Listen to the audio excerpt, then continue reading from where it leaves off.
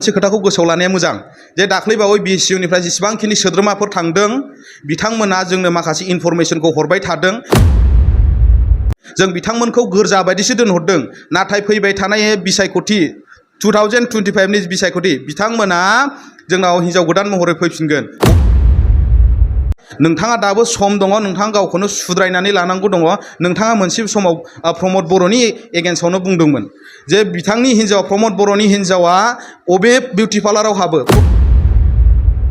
August दाननि 21 अक्ट'खालि जे BTC निफ्राय माखासे टेट एपइन्टमेन्ट होनाय जादोंमोन आरो बे बाथ्राखौनो लानानै UPPL दोलोनि लाइमोन गांखंनि बुंथिगिरि रंगल बर' बिथाङा माखासे BPF दोलोनि सायाव खोथा बुंदों दाख्लै साननैसोआव जेरैबायदि दावराव जालांदों दा बिनि सोमोन्दै बिखौ बिथाङा बुंदों BPF नि मोनसे प्रपेगेन्डा होननानै आं बुंनो गोसो गैयामोन सोर अबेजों मा जादों माया आंहा बेजों जेबो लोब्बा गैया आं आरो दिनै जि बुंनो फैदों आं जि बुंनो नागिरदों बियो आंनि मोनसे पार्सनेल खोथासो दा BPF खौ बे दाख्लै जिमानखिनि दावराव जानानै थांबाय फेसबुकफ्राव जेसेबांखिनि भाइराल जाबाय बेखौ BPF नि प्रपेगेन्डा होननायखायसो आङो बुंनो नागिरदों दा बिथाङा बुंदों जे हाग्रामा महिलारि सारनि समाव 8 लाखनिफ्राय 10 लाखसिम घुस लानानै बा फैसा लानानै साख्रिखौ होदोंमोन होननानै नाथाय बिथाङा बुंदों बे खोथाखौ खोनादोंसो होननानै नाथाय खोनानायजों नुनायजों गोबां फाराग दङ बेखौ बिथाङा थोंजोङै मिथिना लानाया मोजां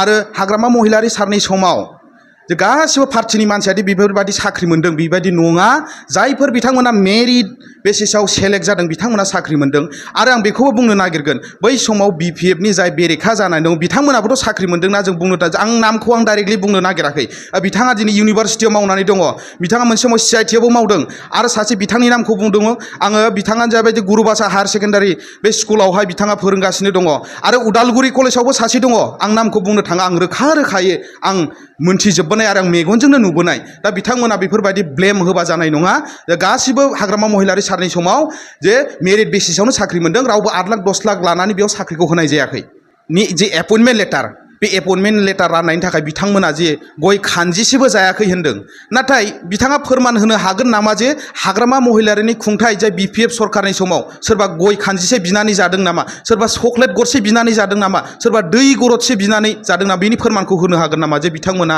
जे गय खानजिसेबो जायालासिनो एपइन्टमेन्ट लेटार होदों होनलायनाय बिथाङा बुंबावदों जे दाख्लै एपइन्टमेन्ट लेटार राननायखौ लानानै BPF लायनो इनसाल्ट खालामदों नाथाय बेफोरबायदि जेबो इनसाल्ट खालामनाय बेयाव बाथ्राया फैया जोङो जास्ट बेखौल' बुंनो सानदों जे सिस्टेमेटिकेलि जायोब्ला जे जोंनि BTC हालामाव जेबो दावराव जानाय नङामोन बुस्थुआ सिस्टेमेटिकेलि जायाखै सोरनिबा रल नाम्बारा भेरिफिकेसननि डकुमेन्टस भेरिफिकेसननि लिस्टआवनो गैया नाथाय बिथांमोना मेरिट लिस्टआव गाखोदों आरो एपइन्टमेन्टखौ मोननो हादों जे टेट एग्जामनि जे एपइन्टमेन्ट लेटार बे राननायखौ इनसाल्ट खालामदों होननानै नाथाय BPF हिसाबै जों इनसाल्ट खालामनो सानाखै नाथाय नोंथांमोना सिस्टेमखौ एसे मोजां मुसबुरि खालामोबा मोजां जागोन होननानै आङो नुहुरदों आरो सिस्टेमा मोजां जायोब्लानो दावराव दावसि जानायनि जेबो बेफोरबायदि जागोनखौ जों नुहुरा बिथाङा बुंबावदों जे BPF लायनो फेक एलिगेसन खालामबाय थादोंनो मानो बहाथो फेक एलिगेसन खालामनाय नुखो जायफोर बिथांमोननि रल नाम्बारा भेरिफिकेसननि बे लिस्टआवनो गैया बिथांमोनाबो मेरिट लिस्टआव गाखोदों आरो एपइन्टमेन्ट लेटारखौ मोननो हादों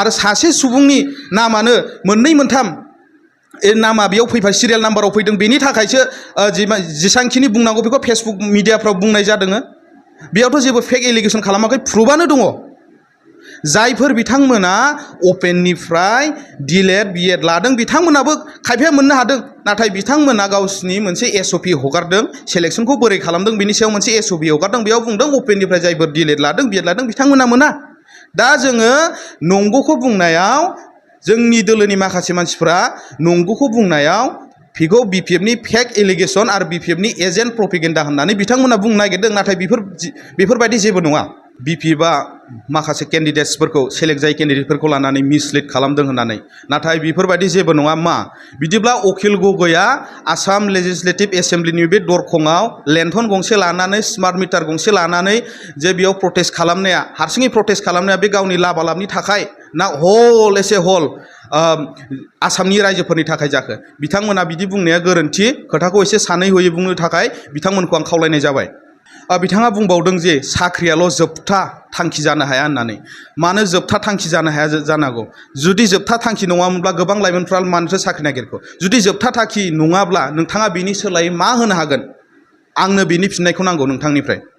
बिथाङा बुंदों माखासे भेकेन्सिफोरखौ फिल आप खालामनो थाखाय माखासे सम नांबावगौ होननानै। बिथांमोननो रायजो राजाफ्रा 4 बोसोर सम होबाय आरो दायो बोसोरसे दंबावो। 4 बोसोर मोननायनि उनावबो बिथांमोना जुदि गासिबो भेकेन्सिखौ फिल आप खालामजोबनो हायाब्ला नैबे फैबाय थानाय बोसोरसेयाव बोरै फिल आप खालामजोबनो हागोन? आंनि सोंलुआ बेसो। बनसुखौ लानानै BPFजों मोनसे एसिमिलेट खालामनो नागिरदों, नाथाय आं रोखायै बुंगोन बनसुजों BPFजों जेबो सोमोन्दो गैया। बिथाङा बुंबावदों बनसुआलायनो फ्रेश मिटखौ दाखालि एपइन्टमेन्ट लेटार राननायनि जे फ्रेश मिट गावसिनाव पारमिसन लानानैसो होदोंलायनो। बिथांमोना पारमिसन लानानै होदों होआ जों बेखौ जेबो बुंनो थाङा, नाथाय बेखौल' रोखायै बुंनो नागिरो आङो जे BPFजों बनसुजों जेबो लोब्बा गैया। BPFआ जाबाय मोनसे राजखान्थि हान्जा, बनसुआ जाबाय मोनसे फरायसा हान्जा, जेराव बिथांमोना मुभमेन्ट खालामगोन, जातिनि जेसेबांखिनि सार्थआव खामानि मावनांगौ बेखौ मावलांगोन। जोंहा पलिटिकेलि जों बोरै मावलांनो हायो BPFआ जों बेखौ मावलांगोन, नाथाय बनसुजों BPFजों जेबो सोमोन्दो गैया। दा बिथाङा बुंबावदों मोनसे बाथ्रा, BPF दोलोनिफ्राय जेसेबांखिनि मानसिफोर थांदों बिथांमोनालायनो मोनसे समाव BPFआव थानानै गिदिर खोथा बुंनानै उनाव UPPLआवनो लासैनो जयेन जाहैफिनो। नाथाय मा बिथांमोना थाखाजोंसो बायनानै लाङो नामा? बिथाङा रंगल बर' बिथाङा बुंनो पलिटिकेल मोनसे बार्गेनिं, बेयाव मोनसे बार्गेनिं जायो नामा? थाखा फैसानि उमुक होगोन फै होननानै। आं खिन्थु सिदा बुंखायो, जोंना BPFआव बेफोरबायदि लाबोनाय जोंनाव थाखा होनानै लाबोनाय जेबो गैया। नोंथांमोना लाङोबाबो जोंहा लस गैया। मानो होनबा 25आव जोंहा सरकार फैगासिनो। दाख्लैबो जों हारसिङैनो जथेस्थ' भट मोनदों, नोंथांमोना 3जोंसो ज' जानानै बिसिम देरहानायखौ मोननो हादों। जों हारसिङैनो मेजरिटिखौ जों मोननो हादों होनना बुंबावदों जे UPPL दोलोनिफ्राय जेसेबांखिनि BPFआव हाबफैदों बिथांमोनालायनो संगालि जानानैहाय बा इनफरमेसनखौ UPPLआवनो हरबाय थायो होननानै। नाथाय नोंथांमोनाबो मोनसे खोथाखौ गोसोआव लानाया मोजां जे दाख्लैबावै BSU निफ्राय जेसेबांखिनि सोद्रोमाफोर थांदों बिथांमोना जोंनो माखासे इनफरमेसनखौ हरबाय थादों। जों बिथांमोनखौ गोरजा बायदिसो दोनहरदों, नाथाय फैबाय थानाय बिसायख'थि 2025नि बिसायख'थि बिथांमोना जोंनाव हिन्जाव गोदान महरै फैफिनगोन। बर'आव मोनसे राव दङना जे न'खराव बिहामजो गोदान लाबोयोबा लोखिया साफियो होननानै। जोंनाव लोखिया साफिनो थांगासिनो दङ। बिथांमोनखौ जों गोरजासो दोनहरफिनदों। जों हिन्जाव गोदान महरै जों बिथांमोनखौ लाबोफिनगोन। बिथांमोना बे 2024नि जोबनाय फारसेनो फैनो होननानै जोंनिसिम गोबां फन आरो मेसेजफोर जोंनाव खालामहरदों। जों बिथांमोनखौ दसे थाबाव होननानै समसो होननानै दोनदों। जे मंगलबार खालि जे धर्ना जानो गोनां जे टेटनि एपइन्टमेन्ट लेटार राननायखौ लानानै, दा आं बेयाव बुंनो थांगोन जे आरो बिथाङा फंसे खोथा बुंबावदों जे बेफोरबायदि धर्नायाव लोब्बा लानानै गाव गावनि केरियारखौ धंस' खालामनानै लादों होननानै। मा डेम'क्रेसि बायदियाव जाय बुस्थुखौ मोनाखै, बिबाबो जाय बुस्थुखौ मोनाखै बेखौ धर्ना बा मोनसे रायलायनायनि गेजेरजों जों मोनसे सलुसनखौ मोननो हायो।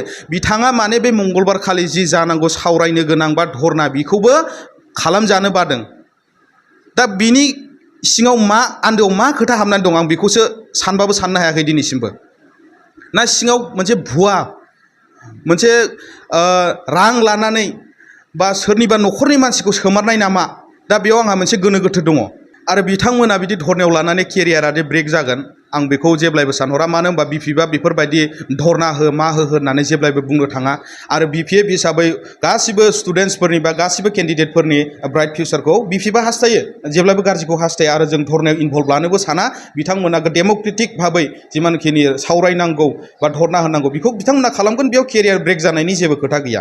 बिथांमोना बुंदों जे क'क्राझार जिल्ला लाइमोन गांखंनि BPFनि भाइस प्रेसिडेन्ट आखि बर' बिथांखौ जे बे धर्नायाव आखि बर' बिथाङाल' लाब जागोन होननानै। नाथाय BPFआ बिदि धर्नानि मुङाव बा धर्नानि मुङाव उमुखिनि फैसा मोनगोन मालाबाबो बुङा। मालाबाबो BPFआ बेफोरबायदि लामाखौ लायाखै आरो लानायबो नङा। आरो बिथांमोनानोथ' मोनसे समाव जेब्ला प्रमद बर' बिथाङा एबसुआव दंमोन, आफादगिरि जानानै दंमोन, बिथाङा गोबां मेल मिथिं दावथिङाव बुंदों जे रायजोफोर रोजा रोजा बिथांमोननि सिगाङाव बुंदों जे बियालासिनो मा मोनदों, जि बुस्थुखौ जि मोन्थायखौ जों मोननांगौ दिनैसिमबो बियालासिनो मोनफेराखै होननानै मोनसे समाव गारमा हब्रा बिथाङा बुंनायखौ गोसोआव दंना गैया? आरो बेनि एगेन्स्टआवनो दिनै रंगल बर' बिथाङा बुंबावबाय बे खोथाखौ। दा बिथाङा बुंदों दाख्लै जेसेबांखिनि टेटनि एपइन्टमेन्ट लेटार रानदों बियो गासिबो कारापसन फ्रि होननानै। गोबां बिजाथिफोरनिफ्रायनो कारापसन फ्रि मोनसे एपइन्टमेन्ट लेटार होननानै बिथांमोना बुंदों होननानै बिथाङा बुंदों। दा आं बेयाव बुंगोन जे बियो 50-50। आंनि नोजोराव आंनि भिउआव 50%आ मेरिटआव मोनदों आरो 50%आ गावनि इन्टारनेलि मानसिखौ सोनाय बे सिस्टेमा जादों। नोंथांमोनखौ आं खावलायो जे BPFखौ बेफोरबायदि मोनसे हिंसायारि खामानियाव नोंथांमोना इनभल्भ खालामनो नाङा। जों नोंथांमोनखौ जेबो बुङाखै आरो आं रंगल बर' बिथांखौ खावलायदों नोंथाङा BPFखौ ब्लेम होनायनि थाखायसो बा 8 लाख 10 लाख थाखा लानानै साख्रि होयोमोन गोदो होननानै बुंनायखायसो आङो दिनैनि दिनाव बे रावखौ आं दिहुननांगौ जाबाय। नोंथाङा दाबो सम दङ, नोंथाङा गावखौनो सुद्रायनानै लानांगौ दङ। नोंथाङा मोनसे समाव प्रमद बर'नि एगेन्स्टआवनो बुंदोंमोन जे बिथांनि हिन्जाव प्रमद बर'नि हिन्जावा अबे बिउटि पार्लाराव हाबो, प्रमद बर'आ अबे जायगायाव बेसेबां प्रपार्टि दङ, बेसेबां हा दङ, बेसेबां खास सम्पति दङ, नोंथाङा बे खोथाखौ बुंदोंमोन नङा होमबा? आरो नोंथाङा बेनि एगेन्स्टआनो दिनै बेयाव फैनानै UPPL आव हाबनानै BPFखौ ब्लेम होयोबा नोंथाङा मोनसे बिराद गिदिर गोरोन्थि मावनाय जागोन। सम दङ, नोंथाङा दाबो सुद्रायनानै ला। खोथाखौ बुंनायनि सिगां खननै खनथाम साननो थाखाय आं नोंथांनि जुनियर हिसाबै आं खावलायनाय जाबाय।